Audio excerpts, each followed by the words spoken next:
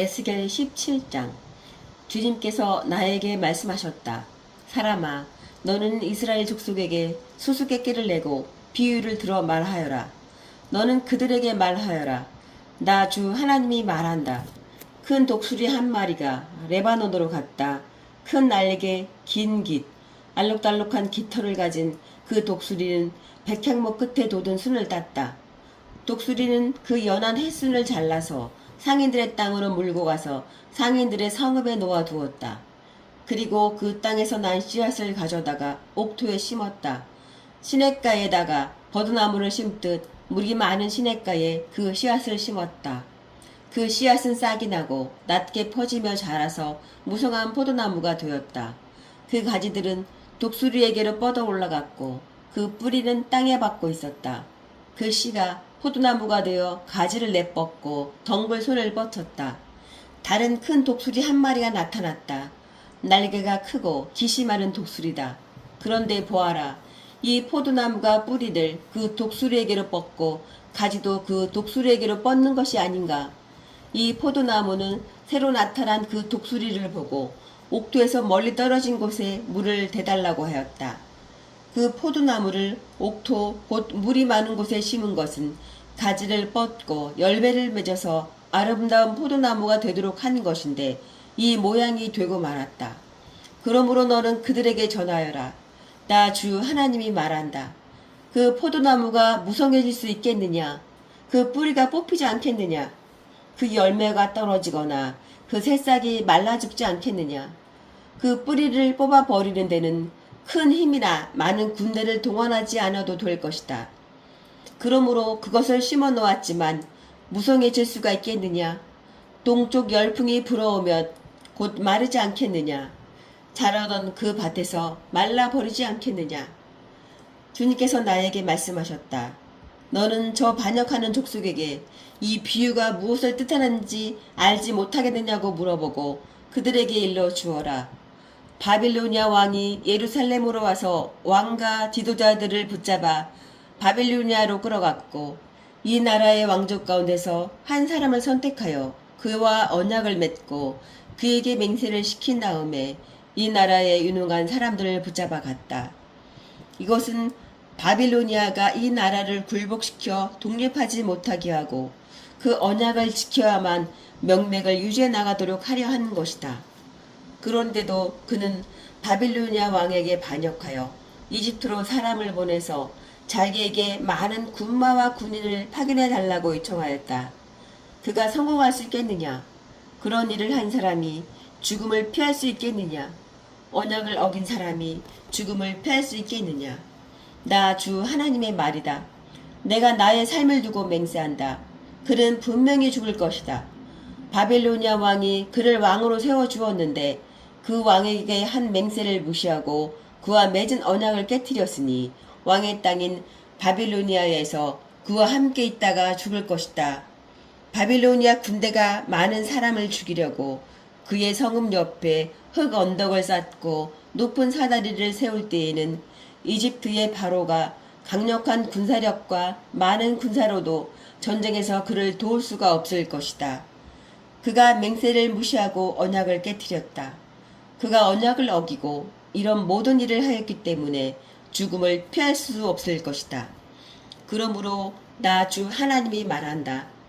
내가 나의 삶을 두고 맹세한다. 그는 나의 이름을 두고 한 맹세를 업신여겼으며 나의 이름을 걸고 맺은 언약을 깨뜨렸으므로 내가 벌을 주어서 그 죄를 그의 머리로 돌리겠다. 내가 그물을 쳐서 그를 망으로 올가 바빌로니아로 끌고 가서 거기에서 내가 나를 반역한 그의 반역을 심판하겠다. 그의 모든 군대 가운데서 도망한 사람들은 모두 칼에 쓰러질 것이며 살아남은 사람들은 모두 사방으로 흩어질 것이다. 그때야 비로소 너희는 이렇게 말한 것이 나 주인 줄을 알게 될 것이다. 주 하나님이 말한다. 내가 백향목 끝에 돋은 가지를 꺾어다가 심겠다. 내가 그 나무의 맨 꼭대기에 돋은 어린 가지들 가운데서 연한 가지를 하나 꺾어다가 내가 직접 높이 우뚝 솟은 산 위에 심겠다.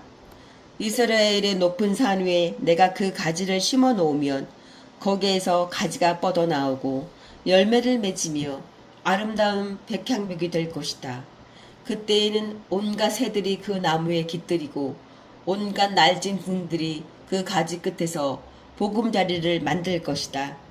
그때에야 들의 모든 나무가 나 주가 높은 나무는 낮추고 낮은 나무는 높이고 푸른 나무는 시들게 하고 마른 나무는 무성하게 하는 줄을 알게 될 것이다. 나 주가 말하였으니 내가 그대로 이루겠다. 에스겔 18장. 주님께서 나에게 말씀하셨다. 너희가 어찌하여 이스라엘 땅에서 아직도 아버지가 신 포도를 먹으면 아들의 이가 시다 하는 속담을 입에 담고 있느냐. 나 주 하나님의 말이다. 내가 나의 삶을 두고 맹세한다. 너희 가운데서 어느 누구도 다시는 이스라엘에서 이런 속담을 입에 담지 못할 것이다. 모든 영혼은 나의 것이다. 아버지의 영혼이나 아들의 영혼이 똑같이 나의 것이니 범죄하는 그 영혼이 죽을 것이다. 어떤 사람이 의로워서 법과 의를 실천한다고 하자. 그가 산 위에서 우상에게 바친 재물을 먹지 않으며 이스라엘 족속의 우상들에게 눈을 팔지 않으며 이웃의 아내를 범하지 않으며 월경을 하고 있는 아내를 가까이 하지 않으며 사람을 학대하지 않으며 빚진 사람의 전당물을 돌려주며 아무것도 강제로 빼앗지 않으며 굶주린 사람에게 먹을 것을 주며 헐벗은 사람에게 옷을 입혀주며 돈놀이를 하지 않으며 이자를 받지 않으며 흉악한 일에서 손을 떼며 사람과 사람 사이에서 공정한 판결을 내리며 나의 모든 율례대로 살아가며 나의 모든 규례를 지켜서 진실하게 행동하면 그는 의로운 사람이니 반드시 살 것이다. 나 주 하나님의 말이다. 그런데 그가 아들을 하나 낳았다고 하자. 그 아들이 이 모든 선은 하나도 행하지 않고 이들 악 가운데서 하나를 범하여 폭력을 휘두르거나 사람을 죽여 피를 흘리게 하거나 아버지와는 반대로 산 위에서 우상에게 바친 재물을 먹거나 이웃의 아내를 범하거나 가난하고 어려운 사람을 학대하거나 강제로 빼앗거나 전당물을 돌려주지 않거나 온갖 우상들에게 눈을 팔거나 역겨운 일을 하거나 돈놀이를 하거나 이자를 받거나 하면 그가 살 수 있겠느냐?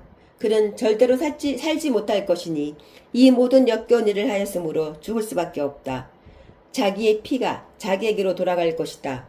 그런데 이 의롭지 못한 그가 아들을 하나 낳았다고 하자. 그 아들이 자기 아버지가 지은 모든 죄를 보고 두려워하여서 그대로 따라하지 않고 산 위에서 우상에게 바친 재물을 먹지도 않으며 이스라엘 족속의 우상들에게 눈을 팔지도 않으며 이웃의 아내를 범하지도 않으며 아무도 학대하지 않으며 전당물을 잡아두지도 않으며 강제로 빼앗지도 않고 굶주린 사람에게 먹을 것을 주며 벗은 사람에게 옷을 입혀주며 흉악한 일에서 손을 떼고 가난한 자를 압제하지 않으며 돈놀이를 하지 않으며 이자를 받지 않으며 나의 규례를 실천하고 나의 율례대로 살아가면 이 사람은 자기 아버지의 죄악 때문에 죽지 않고 반드시 살 것이다.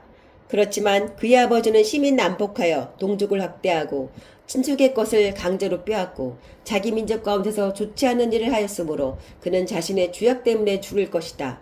그런데 너희는 왜 그 아들이 아버지의 죄에 대한 벌을 받지 않느냐고 묻는다. 그러나 그 아들은 법과 의를 실천하며 나의 율례를 다 지키고 그것들을 실천하였으므로 그는 반드시 살 것이다. 죄를 지은 영은 바로 그 사람이 죽을 것이며 아들은 아버지의 죄에 대한 벌을 받지 않을 것이며 아버지가 아들의 죄에 대한 벌도 받지 않을 것이다. 의인의 의도 자신에게로 돌아가고 악인의 악도 자신에게로 돌아갈 것이다. 그러나 악인이라도 자기가 저지른 모든 죄에게서 떠나 돌이켜서 나의 율례를 다 지키고 법과 의를 실천하면 그는 반드시 살고 죽지 않을 것이다. 그가 지은 모든 죄악을 내가 다시는 더 기억하지 않을 것이다.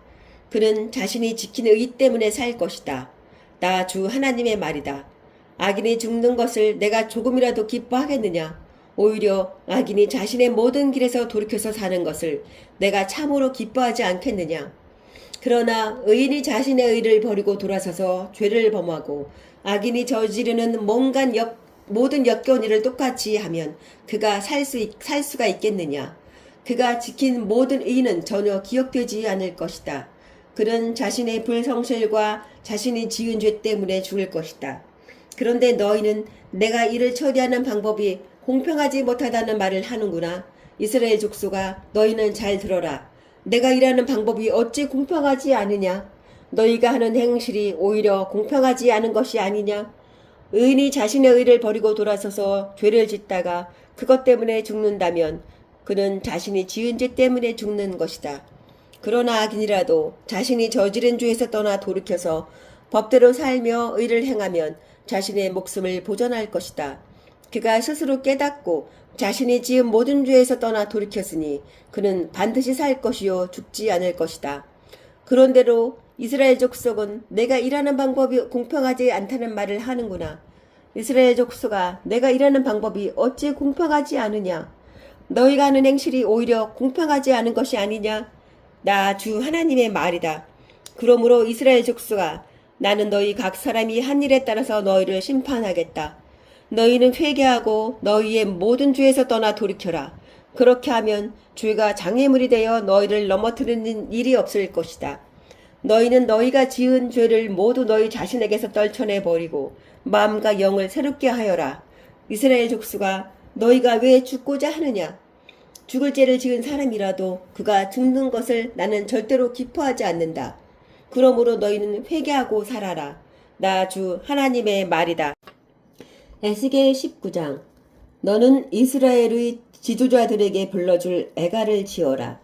너는 이렇게 불러라. 너희의 어머니는 누구였느냐?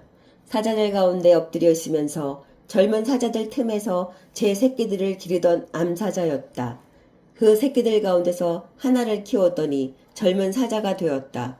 그가 사냥하는 것을 배워 사람을 잡아먹으니 이방 민족들이 이 소식을 듣고 함정을 파서 그를 잡아 갈고리로 꿰서 이집트 땅으로 끌어갔다. 암사자는 새끼를 기다리다가 희망이 끊어진 것을 깨닫고 제 새끼들 가운데서 다른 것을 하나 골라 젊은 사자로 키웠더니 그가 사자들 가운데서 어울리며 젊은 사자가 되었다. 그가 사냥하는 것을 배워 사람을 잡아먹으며 그들의 거처를 모두 파괴하니 성읍들이 황량해지고 그의 으르렁대는 소리에 땅과 그 안에 가득 찬 것이 황폐해졌다. 그러자 이방 민족들이 그를 치려고 사방 여러 지역에서 와서 그의 위에 그물을 치고 함정을 파서 잡아 갈고리로 그의 코를 꿰어 철창에 넣어서 바빌로니아 왕에게로 데리고 갔다. 그들은 그의 으르렁대는 소리가 다시는 이스라엘의 모든 산에 들리지 않게 그를 감옥에 가두었다. 내 어머니는 내 포도원 안에 있는 물가에 심은 포도나무 같아서 물이 많으므로 열매가 많고 가지가 무성하며 그 가지 가운데 가장 센 가지가 통치자의 통치지팡이가 되었다.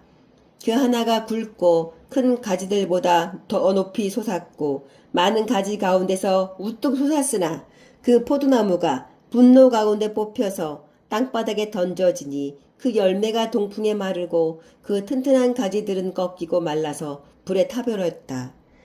이제는 그 나무가 광야에 가물고 메마른 땅에 심겨 있다. 그 가운데 큰 가지에서 불이 솟아나와 그 가지와 열매를 태워버리니 통치자들의 통치 지팡이가 될 만한 튼튼한 가지가 하나도 남지 않았다. 이것은 애가인데 사람들이 부르고 또 불렀다. 시편 87편. 그 터전이 거룩한 산 위에 있구나. 주님은 시온의 문들을 야곱의 어느 처소보다 더욱 사랑하신다. 너 하나님의 도성아, 너를 가리켜 영광스럽다고 말한다. 셀라. 내가 라합과 바빌로니아를 나를 아는 나라로 기록하겠다. 블레셋과 두로와 에티오피아도 시온에서 태어났다고 하겠다. 시온을 두고 말하기를 가장 높으신 분께서 친히 시온을 세우실 것이니 이 사람 저 사람이 거기에서 났다고 할 것이다. 주님께서 민족들을 등록하실 때에 그 수를 세시며 이 사람이 거기에서 났다고 기록하실 것이다. 셀라. 노래하는 이들과 춤을 추는 이들도 말한다. 나의 모든 근원이 내 안에 있다. 아멘.